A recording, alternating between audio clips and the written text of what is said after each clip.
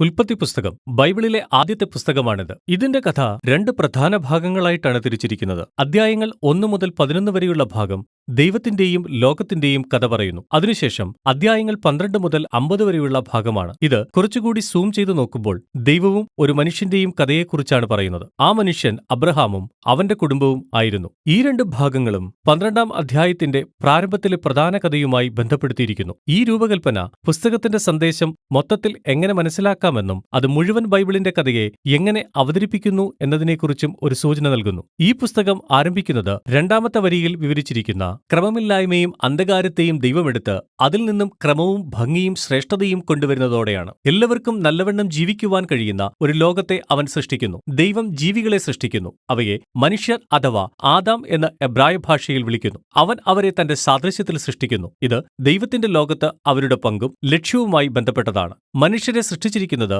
ദൈവ സ്വഭാവത്തിന്റെ ലോകത്തിലെ പ്രതിബിംബങ്ങളായിട്ടാണ്. അവരെ നിയമിച്ചിരിക്കുന്നത് ദൈവത്തിന്റെ പ്രതിനിധികളായാണ്. അവന് പകരമായി നിന്ന് ലോകത്തെ ഭരിക്കുവാനായാണിത്. സന്ദർഭത്തിൽ അതിന്റെ അർത്ഥം അതിന്റെ എല്ലാ സാധ്യതകളെയും പരമാവധി പ്രയോജനപ്പെടുത്തുകയും അതിനെ പരിപാലിക്കുകയും എല്ലാവർക്കും നല്ലവണ്ണം ജീവിക്കുവാൻ കഴിയുന്ന ഒരു സ്ഥലമാക്കുകയും ചെയ്യുക എന്നതാണ്. ദൈവം മനുഷ്യരെ അനുഗ്രഹിക്കുന്നു. ഈ പുസ്തകത്തിലെ ഒരു പ്രധാന പദമാണിത്. അവൻ ഒരു തോട്ടം അവർക്ക് നൽകുന്നു. അവിടെ നിന്നാണ് ഈ പുതിയ ലോകം നിർമ്മിക്കുവാൻ അവർ ആരംഭിച്ചത്. ഇവിടെ വിശേഷമുള്ള കാര്യം ഇതാണ്: ഈ ലോകം എങ്ങനെ നിർമ്മിക്കണം എന്നതിനെക്കുറിച്ച് മനുഷ്യർക്ക് തിരഞ്ഞെടുക്കുവാനുള്ള സ്വാതന്ത്ര്യമുണ്ട്. അതിനെ പ്രതിനിധീകരിച്ചിരുന്നത് നന്മതിന്മകളെക്കുറിച്ചുള്ള അറിവിന്റെ വൃക്ഷം കൊണ്ടാണ്. ഇതുവരെയും ദൈവമായിരുന്നു എന്താണ് നന്മയെന്നും തിന്മയെന്നും വേർതിരിച്ചു നൽകിയത്. എന്നാൽ ഇപ്പോൾ ദൈവം മനുഷ്യർക്ക് തിരഞ്ഞെടുക്കുവാനുള്ള പ്രതാപവും സ്വാതന്ത്ര്യവും നൽകുന്നു. അവർ നന്മയെയും തിന്മയെയും കുറിച്ചുള്ള ദൈവത്തിന്റെ അറിവിനെ ആശ്രയിക്കുമോ, അതോ സ്വയം ഭരണം കൈവശപ്പെടുത്തി നന്മയും തിന്മയും കുറിച്ചുള്ള സ്വന്തം അറിവിൽ ആശ്രയിക്കുമോ? അപകട സാധ്യത വളരെ കൂടുതലാണ്.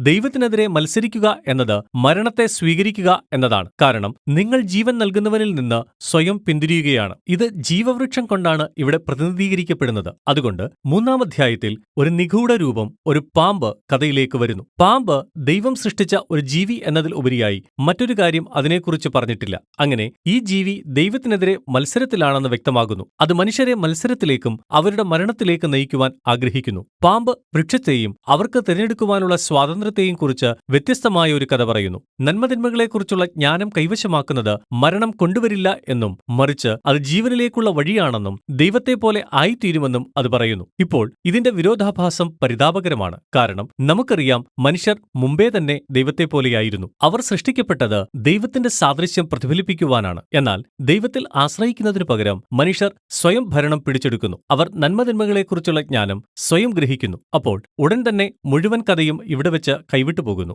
ഇതുമൂലമുണ്ടാകുന്ന ആദ്യത്തെ ദുരന്തം മനുഷ്യബന്ധങ്ങളുടെ മേലാണ്. പുരുഷനും സ്ത്രീയും വേഗത്തിൽ തങ്ങൾ എത്രമാത്രം സ്ഥിരതയില്ലാത്തവരാണെന്ന് മനസ്സിലാക്കുന്നു. ഇപ്പോൾ അവർക്ക് പരസ്പരം വിശ്വസിക്കുവാൻ പോലും കഴിയുന്നില്ല. അതിനാൽ അവർ വസ്ത്രമുണ്ടാക്കി അവരുടെ ശരീരങ്ങളെ ഒരുവനിൽ നിന്നും ഒരുവൻ മറയ്ക്കുന്നു. രണ്ടാമതായി ഉണ്ടായ ദുരന്തം ദൈവത്തിനും മനുഷ്യർക്കുമിടയിൽ ഉണ്ടായിരുന്ന ആ സ്നേഹബന്ധം അവർക്ക് നഷ്ടപ്പെട്ടു. അവർ ദൈവത്തിൽ നിന്നും ഓടി ഒളിക്കുന്നു. പിന്നീട് ദൈവം അവരെ കണ്ടുപിടിക്കുമ്പോൾ അവർ ആരാണ് ആദ്യം മത്സരിച്ചതെന്നുള്ള പരസ്പരം കുറ്റം കണ്ടുപിടിക്കുവാൻ തുടങ്ങി. ഇപ്പോൾ കഥ ഇവിടെ അവസാനിക്കുന്നു. തുടർന്ന് ചെറിയ കാവ്യങ്ങളുടെ പരമ്പരകളാണ് നാം കാണുന്നത്. അതിൽ ദൈവം പാമ്പിനോടും ശേഷം മനുഷ്യരോടും അവരുടെ പ്രവൃത്തികൾ മൂലമുണ്ടായ ദുരന്തത്തെക്കുറിച്ചും പ്രഖ്യാപിക്കുന്നു. ദൈവം പ്രാരംഭമായി പാമ്പിനോട് പറയുന്നു, പ്രത്യക്ഷമായ വിജയമുണ്ടെങ്കിലും പരാജയത്തിനും പൊടി തിന്നാനുമാണ് അത് വിധിക്കപ്പെട്ടത്. ദൈവം ഇപ്രകാരം വാഗ്ദത്തം ചെയ്യുന്നു: ഒരു ദിവസം ഒരു വിത്ത് അഥവാ സന്തതി സ്ത്രീയിൽ നിന്നും ഉത്ഭവിക്കും. അവൻ പാമ്പിന്റെ തലയെ തകർക്കുവാൻ പോകുന്നു. അതൊരു മഹത്തായ വാർത്തയാണ്. എന്നാൽ ഈ വിജയം വരുന്നത് ഒരു വില കൊടുക്കലിലൂടെയാണ്. കാരണം പാമ്പ് തകർക്കപ്പെടുമ്പോൾ തന്നെ അവനും സന്തതിയുടെ ഉപ്പുകുറ്റി തകർക്കും. ഇത് മുറിവേറ്റ ജിയാളിയുടെ ഒരു രഹസ്യം നിറഞ്ഞ വാഗ്ദത്തമാണ്. എന്നാൽ ഇതുവരെയുള്ള കഥയുടെ ഒഴുക്കിൽ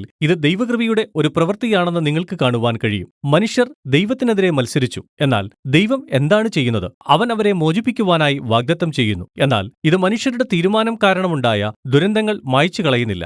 ദൈവം അവരെ ഇപ്രകാരം അറിയിക്കുന്നു: ഇനിയുള്ള അവരുടെ ഒരുമിച്ചുള്ള ജീവിതത്തിലെ എല്ലാ കാര്യങ്ങളിലും അവരുടെ മത്സരം കാരണം ദുഃഖവും വേദനയും നിറഞ്ഞതാകാൻ പോകുന്നു. ഇവയെല്ലാം അവരുടെ മരണത്തിലേക്ക് നയിക്കുന്നു. ഇവിടെ നിന്നും പിന്നീട് കഥ താഴേക്കുള്ള ചുഴിയിലേക്കാണ് പോകുന്നത്. 3 മുതൽ 11 വരെയുള്ള അധ്യായങ്ങളിൽ ഒന്നിനു പുറകെ ഒന്നൊന്നായി ഉണ്ടാകുന്ന മത്സരവും എല്ലാ തലത്തിലും തകരുന്ന മനുഷ്യബന്ധങ്ങളെയും കാണുന്നു. അവിടെ 2 സഹോദരന്മാരുടെ കഥയുണ്ട്, കായീന്റെയും ഹാബേലിന്റെയും. കായീന് തന്റെ സഹോദരനോട് വളരെ അസൂയയുണ്ട്. അവനെ കൊല്ലുവാൻ അവൻ ആഗ്രഹിക്കുന്നു. ഈ പ്രലോഭനത്തിൽ വീഴരുതെന്ന് ദൈവം അവന് മുന്നറിയിപ്പ് നൽകുന്നു. എങ്കിലും അവൻ വീണുപോകുന്നു. അവൻ വയലിൽ വെച്ച് അവനെ കൊല്ലുന്നു. അക്രമവും അടിച്ചമർത്തലും വാഴുന്ന ഒരു നഗരം പണിയാൻ കായീൻ പോകുന്നു. ഇവയെല്ലാം ലാമെക്കിന്റെ കഥയിൽ ചുരുക്കത്തിൽ കാണാവുന്നതാണ്. അവനാണ് ഒന്നിൽ കൂടുതൽ ഭാര്യമാരുള്ള ബൈബിളിലെ ആദ്യ പുരുഷൻ. അവൻ അവരെ വസ്തുപോലെ കൂട്ടിച്ചേർക്കുകയാണ്. പിന്നീട് അവനൊരു ചെറിയ ഗാനം ആലപിക്കുവാൻ പോകുന്നു. അത് അവൻ എപ്രകാരമാണ് കായീനേക്കാൾ കൂടുതൽ അക്രമാസക്തനും പ്രതികാരം ചെയ്യുന്നവനുമാണെന്ന് എന്നതിനെക്കുറിച്ചായിരുന്നു. അതിനുശേഷം നമുക്ക്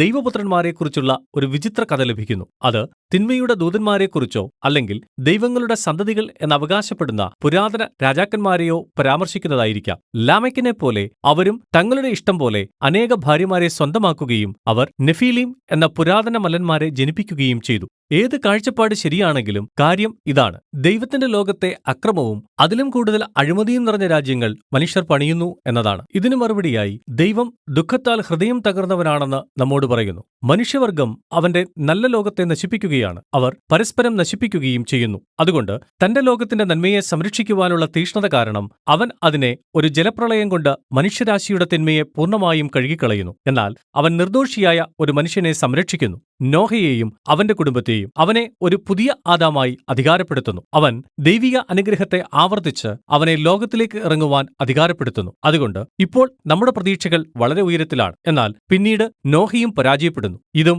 ഒരു തോട്ടത്തിലായിരുന്നു. അവൻ പോയി ഒരു മുന്തിരിത്തോട്ടം നട്ടുപിടിപ്പിക്കുകയും കുടിച്ച് മത്തനായി തീരുകയും ചെയ്യുന്നു. പിന്നീട് അവന്റെ പുത്രന്മാരിൽ ഒരുവനായ ഹാം വളരെ അപമാനകരമായ ഒരു കാര്യം തന്റെ പിതാവിനോട് കൂടാരത്തിൽ വെച്ച് ചെയ്യുന്നു. അങ്ങനെ ഇവിടെ നമ്മുടെ പുതിയ ആദാം നഗ്നനും ലജ്ജിതനുമാകുന്നു, ആദ്യത്തവനെ പോലെ തന്നെ. അങ്ങനെ താഴേക്കുള്ള ചുഴലി വീണ്ടും ആരംഭിക്കുന്നു. ഇവയെല്ലാം ബാബിലോൺ പട്ടണത്തിന് അടിസ്ഥാനമിടുന്നതിലേക്ക് നയിക്കുന്നു. പുരാതന മെസപ്പൊട്ടോമിയയിലെ ജനങ്ങൾ അവർക്കുണ്ടായിരുന്ന പുതിയ സാങ്കേതിക വിദ്യയായ ഇഷ്ടികയ്ക്ക് ചുറ്റും കൂടി. ഇപ്പോൾ അവർക്ക് പട്ടണങ്ങളും ഗോപുരങ്ങളും ആരും ഇതുവരെ ചെയ്യാത്തത്ര വലുപ്പത്തിലും വേഗത്തിലും പണിയുവാൻ കഴിയും. അവർക്ക് ദേവന്മാരിലേക്കെത്തുന്ന ഒരു പുതിയ തരം ഗോപുരം പണിയാനും തങ്ങൾക്ക് ഒരു പേര് ഉണ്ടാക്കാനും അവർ ആഗ്രഹിച്ചു. ഇത് മനുഷ്യ മത്സരത്തിന്റെയും അഹങ്കാരത്തിന്റെയും ഒരു സാദൃശ്യമാണ്. ഇത് തോട്ടത്തിലെ അതേ മത്സരമാണ്, ഇപ്പോൾ വർദ്ധിച്ചിരിക്കുന്നു. അതുകൊണ്ട് ദൈവം അവരുടെ അഹങ്കാരത്തെ താഴ്ത്തി അവരെ ചിതറിച്ചു കളയുന്നു. ഇപ്പോൾ ഇത് പലതരത്തിലുള്ള കഥകളാണ്, എന്നാൽ അവയെല്ലാം അതേ അടിസ്ഥാന വിഷയത്തെയാണ് വിവരിക്കുന്നത്.